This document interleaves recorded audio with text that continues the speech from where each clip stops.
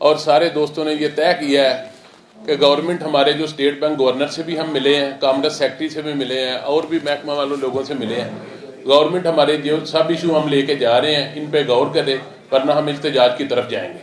तो वो जो कंटेनर होता है उसकी उधर ही डैमरा जो डिटेंशन में 18 लाख हो जाता है, वो कंटेनर उधर ही छोड़ देता है। सबसे पहले गवर्नमेंट इसके ऊपर आए जल्दी।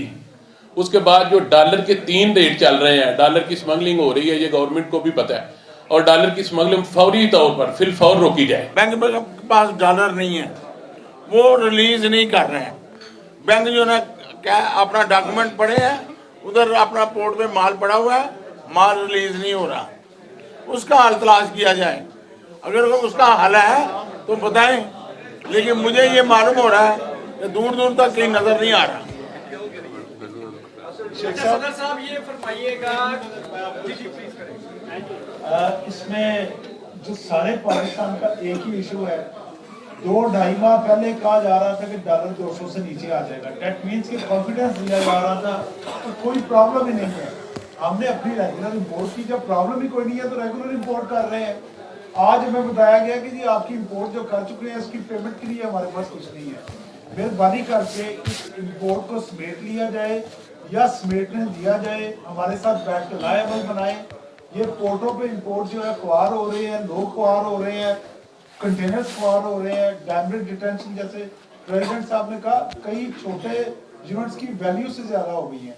तो इसमें ये मेहरबानी करें, आइंदा के लिए गवर्नमेंट बताए हमारी ये पोजीशन है, हम इंपोर्ट नहीं करते, हम एलसीज नहीं खोलते। जो खोलेगा वो रिस्पॉन्सिबल होगा।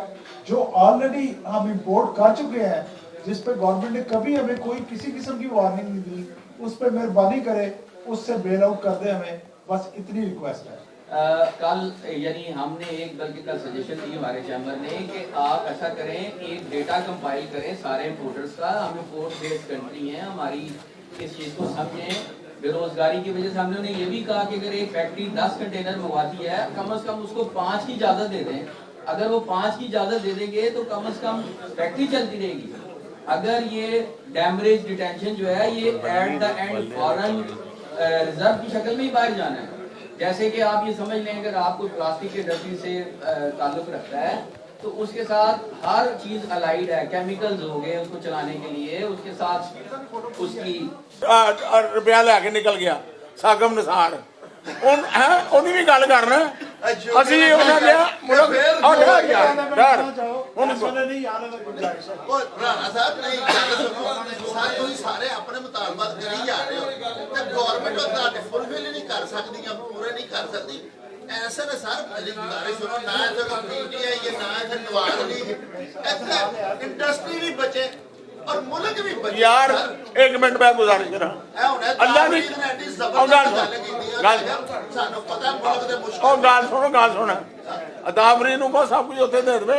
ਗੱਲ ਕਰਨ ਵਾਲੀ ਗੱਲ ਸਿੰਪਲ ਜੀ ਗੱਲ ਹੈ। खुदा ਦੀ कसम खा के कहने आ फैक्ट्री इस करके चलाने पे कि लेबर बेकार ना हो जाए।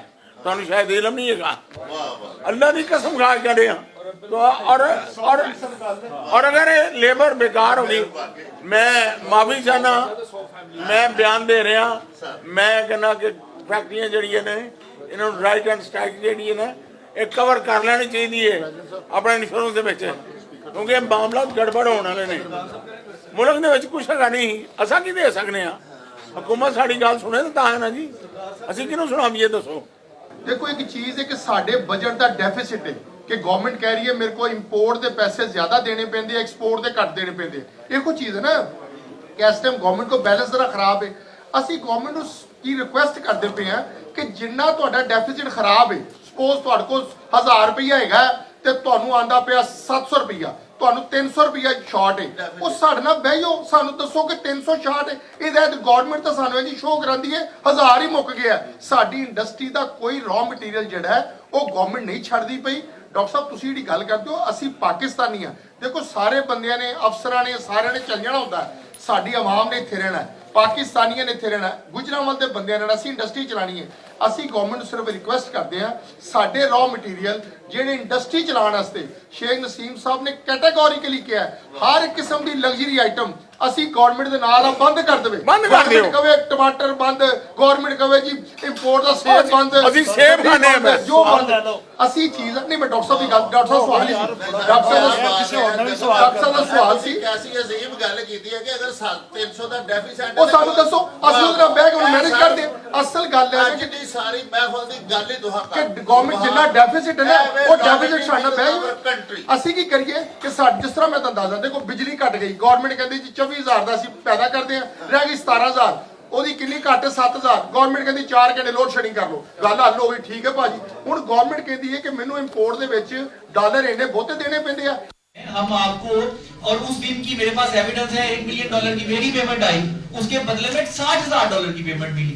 अब कहने का मतलब ये है कि जब एक चीज मुश्किल हालात के अंदर बैठ के हमारा चैम्बर का या किसी ऑर्गेनाइजेशन का एक एग्रीमेंट हो जाता है, हम उनकी बात सारी मान लेते हैं कि जी मुल्क के लिए हम ठीक है, हम कुर्बानी देने के लिए तैयार हैं, लेकिन there is no end of it कि आप हम करके आते हैं और उसके बाद 2 दिन बाद वो चीज फिर बदल जाती है।